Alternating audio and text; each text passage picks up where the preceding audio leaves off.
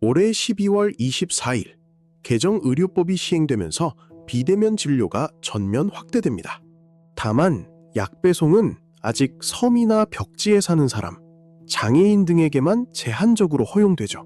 그런데 지난 8월 20일 정부가 모든 비대면 진료 환자로 약 배송을 확대하는 논의를 시작했습니다. 대한약사회는 그 협의체에 나가지 않겠다고 했죠. 만약 약 배송이 전면 허용되면 약국은 어떻게 될까요? 우리와 조건이 비슷하면서 이 길을 먼저 가본 나라가 둘 있습니다. 영국은 21년째, 일본은 6년째입니다. 먼저 영국입니다.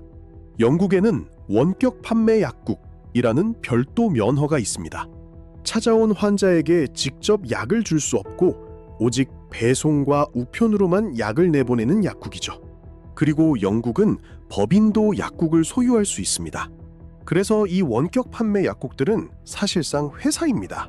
가장 큰 회사가 파머시2유입니다. 이 약국을 지정한 환자가 재작년 81만 명에서 작년 152만 명으로 늘었고 매출은 3억 3,400만 파운드까지 커졌습니다.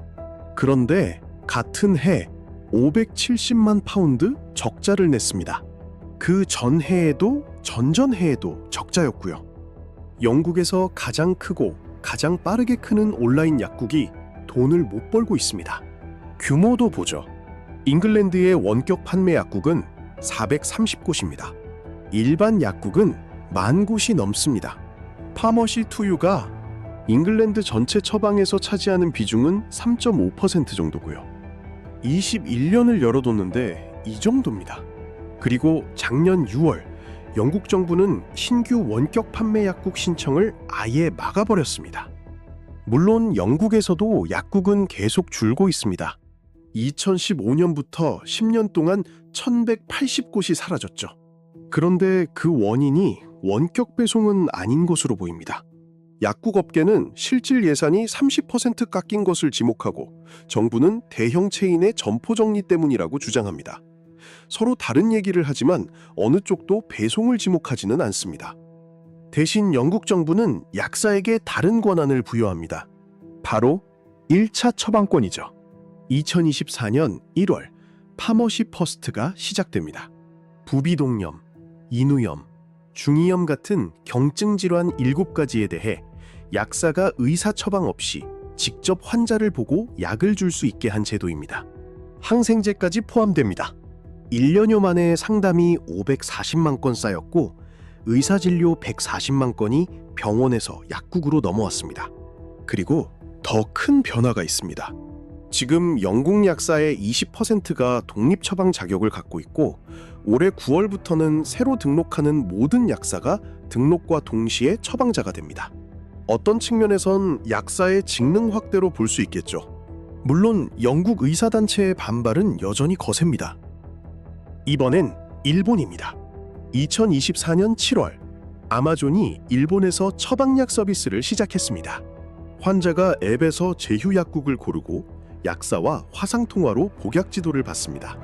이걸 맞춰야 결제가 되고 약이 나가는 구조죠. 이때 아마존은 약사를 고용하지 않고 약 재고도 관리하지 않습니다.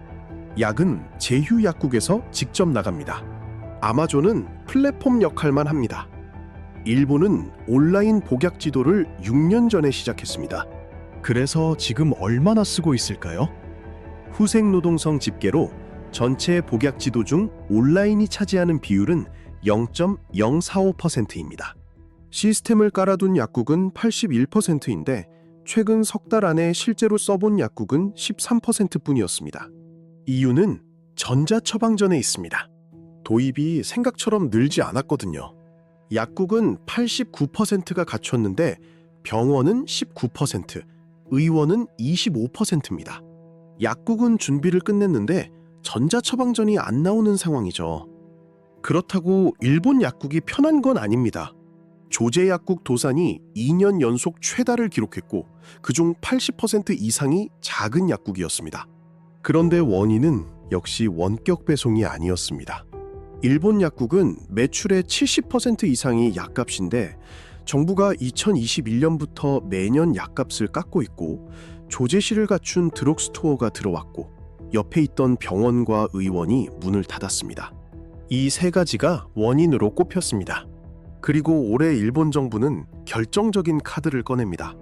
문전약국 입지의존 감산, 즉 병원 앞에 붙어서 그 병원 처방에 집중하는 약국의 수가를 깎는 조치입니다.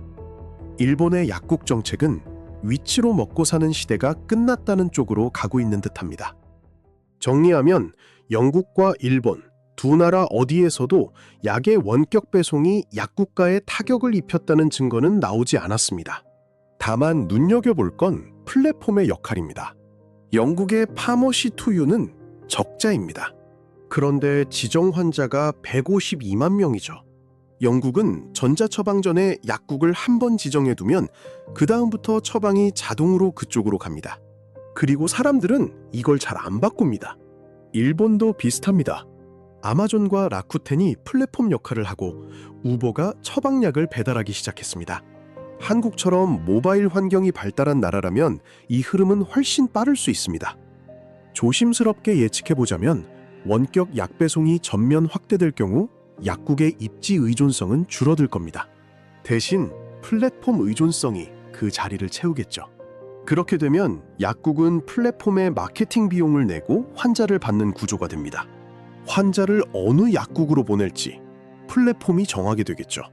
약국 약사 입장에서는 바로 이에 대한 준비를 해야 하지 않을까 싶습니다.